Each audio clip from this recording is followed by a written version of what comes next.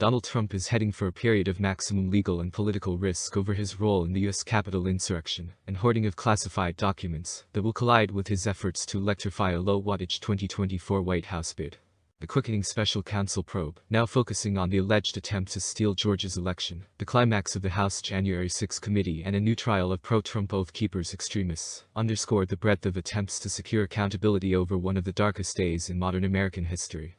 These new signs of a net possibly closing around Trump and his allies come a month after voters sent a signal of disapproval with his obsession over the 2020 election by repudiating many midterm candidates in swing states who bought his claims of voter fraud. But each sign that one's slow-burning efforts to work through the trauma of the post-election period are heating up brings a parallel warning that the future threat to truth and democracy remains acute. Georgia Representative Marjorie Taylor Greene, for instance, a key force in the incoming GOP House majority that is likely to try to shut down or obstruct investigations into Trump, is embroiled in yet another controversy over the insurrection. Washington, D.C. January 05. A member of the right-wing group Oath Keepers stands guard during a rally in front of the U.S. Supreme Court building on January 5, 2021 in Washington, D.C. Today's rally kicks off 2 days of pro-Trump events, fueled by President Trump's continued claims of election fraud and a last-ditch effort to overturn the results before Congress finalizes them on January 6. Photo by Robert Nicholsberg. Getty Images. Second seditious conspiracy trial against Oath Keepers begins with opening statements. The Georgia Republican said that if she had her way, the mob that smashed into the Capitol would have been armed. She then rebuffed White House condemnations of her comments by insisting she was joking. This came days after the ex-president stepped up his voter fraud falsehoods by demanding the termination of the Constitution, in a sign of how his potential second term might unfold if he wins the 2024 election and returns to the White House. It is remarkable how tight a hold Trump's unprecedented attempt to overturn a presidential election still has on Washington politics, even if many Americans are more concerned with feeding their families and paying rent amid raging inflation.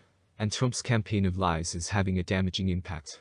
Even after Republicans won the House last month, only 34% of Republican-aligned adults are even somewhat confident that elections reflect the will of the people, down from 43% in October. The ex-president has not yet been charged in either probe, and there is so far no indication that he will be.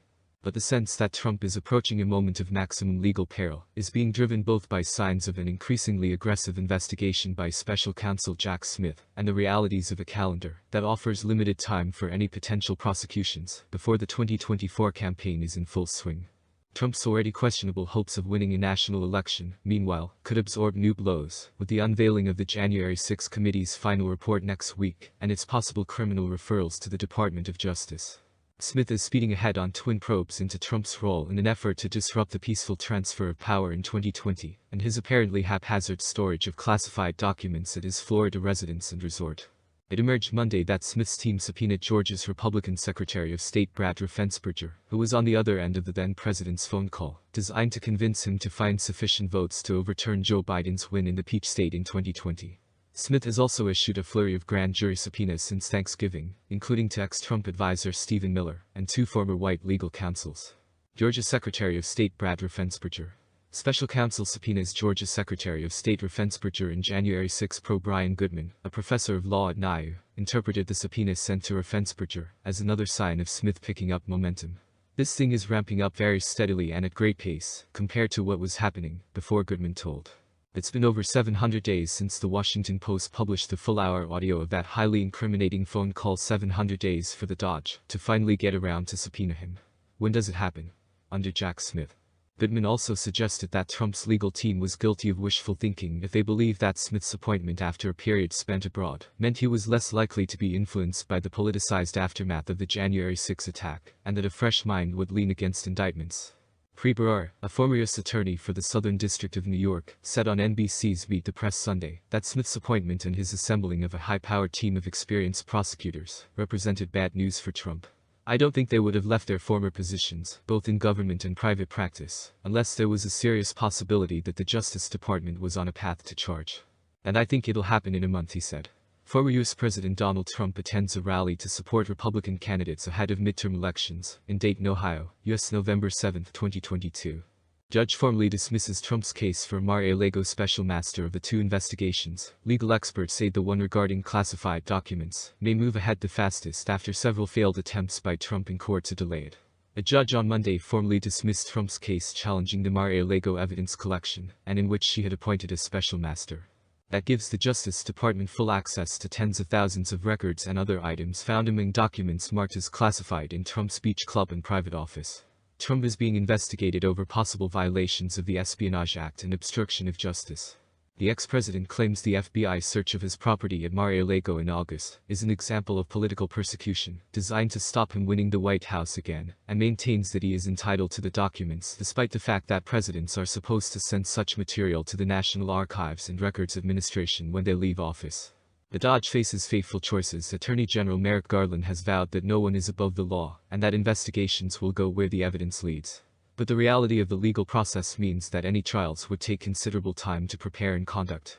The prospect of a prosecution of a former president and current presidential candidate is so politically explosive that it would be optimal for any proceedings to take place well before the climax of the 2024 White House race.